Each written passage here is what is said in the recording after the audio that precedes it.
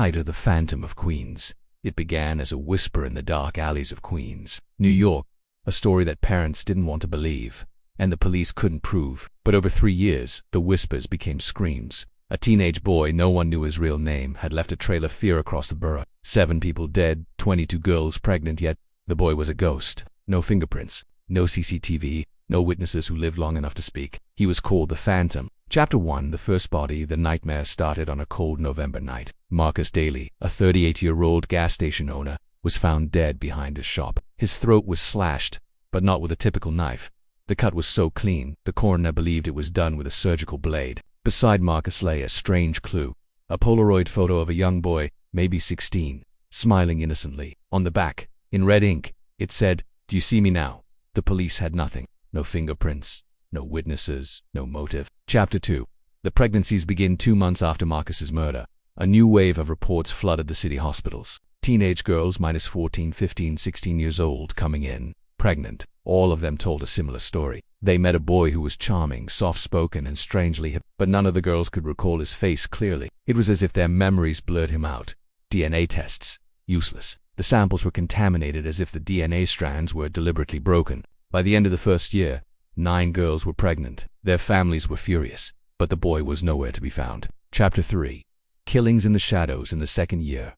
The murders intensified. A high school counselor, a bartender, a janitor, all killed the same way. Throat slashed, Polaroid left behind. The message evolving, "You still don't see me." The media went into a frenzy. The NYPD formed a special task force, but for every move they made, the Phantom was 3 steps ahead. It was as if he was watching them. Chapter 4. The strange pattern. Detective Evelyn Hart, a sharp and relentless officer, noticed a pattern.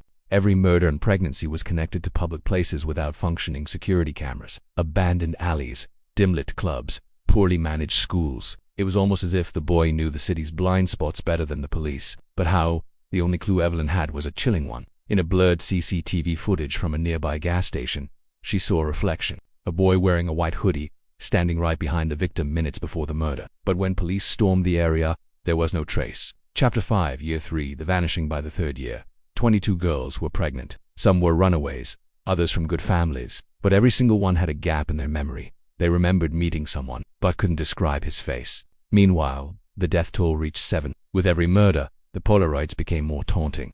"I'm right here." Rumors spread. People said the Phantom wasn't human. Some said he was an experiment gone wrong from a secret lab. Others believed he had hypnotic powers, able to erase himself from people's minds. Evelyn didn't believe in fairy tale, but the facts were harder to explain with logic. Chapter 6. The trap. Frustrated, Evelyn decided to set a trap. She arranged an undercover operation at Central Queens Library, a known hotspot where the Phantom's pregnant victims last remembered being. Dozens of hidden cameras, officers disguised as janitors, students, and even librarians. But the night passed. Nothing.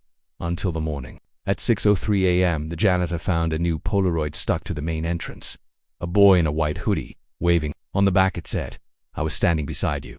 Evelyn checked the footage. For 4 hours, there was a blackout in the camera system. Someone had hacked it. Clean, precise, no digital trace. Chapter 7. The truth behind the ghost. By now, Evelyn was obsessed. She dug into city archives, old juvenile files, and off-the-record cases. And there she found a name. Elias Monroe, a 14-year-old genius hacker who vanished after being accused of assaulting a girl in Brooklyn. He had escaped custody 3 years ago. Since then, no record, no trace. But his MO, blending technology and psychological manipulation, matched the Phantom's pattern. Evelyn realized Elias wasn't killing out of rage. He was experimenting. Every murder, every pregnancy, a twisted game of control. But she still didn't know how he remained invisible. Chapter 8. The final move. Evelyn leaked a fake news story online. Phantom suspect captured. DNA confirmed. Within hours, she received an untraceable email. A single line, "You're getting warmer, detective." Attached was a video, grainy, flickering, of Evelyn herself, sitting at her desk, filmed from inside her own office. The timestamp was from just 30 minutes earlier. Evelyn's blood froze. The Phantom had been inside the police station. Chapter 9. The hunt never ends. 3 years, 7 dead, 22 lives altered forever. Yet the Phantom of Queens remained a shadow, always 2 steps ahead. The city feared him. The police chased him, but no one could see him. And maybe that was his greatest weapon.